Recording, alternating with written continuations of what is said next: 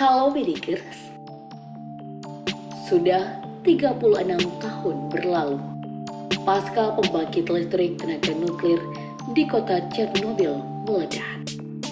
Sampai sekarang masih menyisakan kenangan pilu dan menjadi bencana terburuk dalam sejarah dunia. Bagaimana tidak, peristiwa naas ini memakan korban puluhan pekerja dan para penduduk sekitar harus dievakuasi karena kawasan itu terkontaminasi oleh radioaktif yang berbahaya. Tak cuma itu, di tempat ini juga ditemukan beberapa penemuan aneh dan misterius. Kira-kira seperti apa? Mari kita bongkar. Penemuan pertama yang paling misterius adalah monster vampir. Sosok yang satu ini sering kita lihat di berbagai film.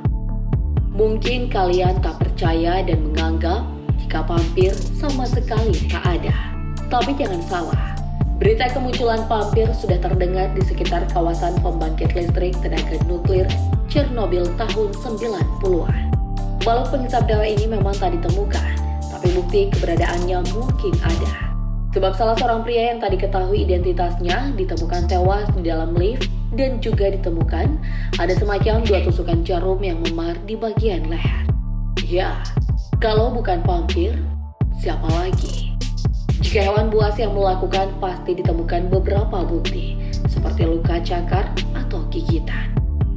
Ular memang mungkin, tapi setelah dilakukan proses otopsi lebih lanjut, diketahui jika pria ini tewas karena kehabisan darah bukan racun dari gigitan ular. Maka diambillah keputusan jika dalang dari kematian pria itu adalah monster vampir. Bukti yang paling kuat karena pria ini ditemukan tewas tanpa ada sedikit pun bercak darah di sekitar lift atau bekas perkelahian. Mendengar cerita ini beredar, masyarakat di sekitar pembangkit listrik tenaga nuklir Chernobyl tak merasa terlalu kaget. Karena mereka sebelumnya sudah lebih tahu dan selalu menghindari tempat berbahaya ini. Benarkah monster vampir pelakunya? Selanjutnya, burung hitam raksasa. Ini memang bukan sebuah penemuan, tapi selang beberapa hari setelah pembangkit listrik tenaga nuklir Chernobyl meledak, sejumlah pekerja dan penduduk sekitar mengaku melihat sebuah penampakan burung raksasa yang berwarna gelap. Keberadaan burung misterius ini sontak menimbulkan kepanikan dan ketakutan bagi sebagian masyarakat, hingga ia melaporkan penampakan yang tak biasa itu ke pihak kepolisian. Katanya burung ini memiliki mata yang sangat merah dan berkeliaran di sekitar PLTN Chernobyl. Yang lebih anehnya lagi, beberapa laporan yang masuk di kepolisian berupa panggilan telepon misterius yang diterima banyak masyarakat yang hanya mendengarkan suara desis burung saja, lalu panggilan itu tiba-tiba putus. Namun faktanya, burung itu tak pernah ditangkap oleh layar kamera. Jadi banyak yang beranggapan burung hitam raksasa adalah manusia ngengat. Karena dari laporan masyarakat, ciri-cirinya menyerupai manusia ngengat atau Mothman yang melegenda di Virginia. Bikin penasaran ya? Tapi tunggu dulu. Tak sampai di situ, ternyata beberapa penemuan dari peneliti yang memang terbukti keberadaannya, yaitu jamur pemakan radiasi. Pada tahun 2020 lalu, suatu jenis jamur hitam yang memakan radiasi ditemukan di dalam reaktor nuklir Chernobyl. Tapi jauh sebelum itu, jamur ini sudah ada sejak 1991 yang tumbuh di dinding reaktor.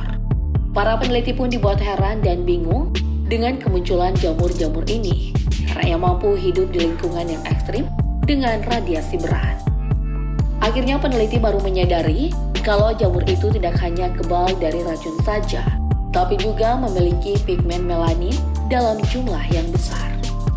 Jadi jamur hitam ini bisa menyerap cahaya dan menghilangkan radiasi ultraviolet di tubuhnya.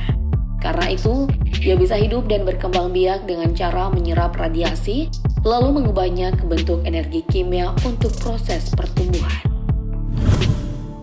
Kemudian ada serigala mutan.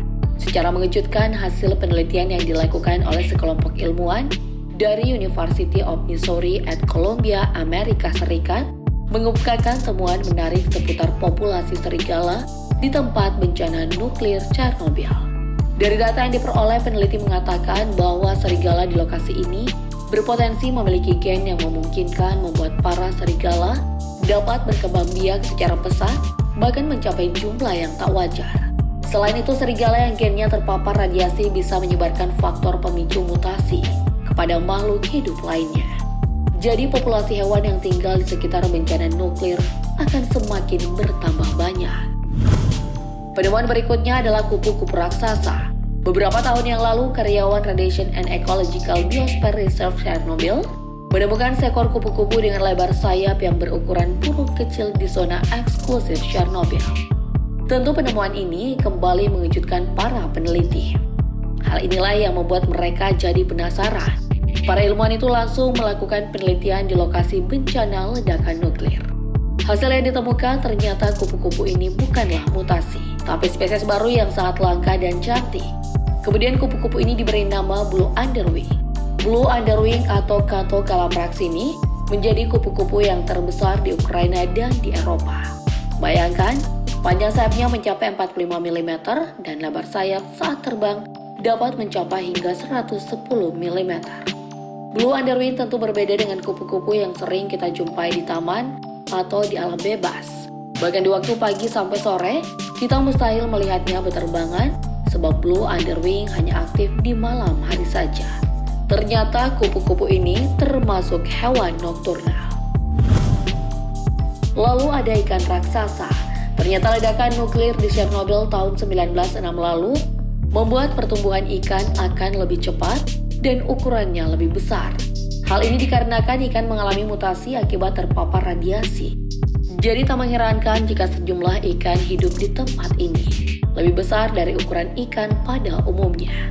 Ikan yang mengalami hal itu adalah lele. Tak cuma besar, jenis ikan lele whales menjadi spesies terbanyak di kolam pendingin Chernobyl. Ikan bernama Latin Silurus glanis ini merupakan spesies ikan yang bisa mencapai ukuran tubuh raksasa. Ukurannya bisa mencapai 158 kg dalam kondisi lingkungan normal. Tapi ikan lele whales yang ditangkap oleh Ferrari di kolam pendingin Chernobyl ini jauh lebih besar dan panjang. Bahkan beratnya mencapai 100 kg dengan panjangan 4 meter. Selain efek radiasi, faktor yang mendukung pertumbuhan ikan lele whales adalah tempat habitatnya yang tertutup. Ditambah di kolam pendingin Chernobyl ini, tak ada predator lain selain dia. Jadi ikan lele mendapat makanan yang melimpah. Apalagi, lele whales adalah jenis ikan pemakan segalanya, baik yang masih hidup atau sudah mati.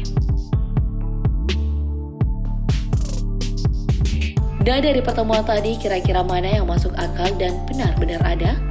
Tulis pendapatmu di kolom komentar.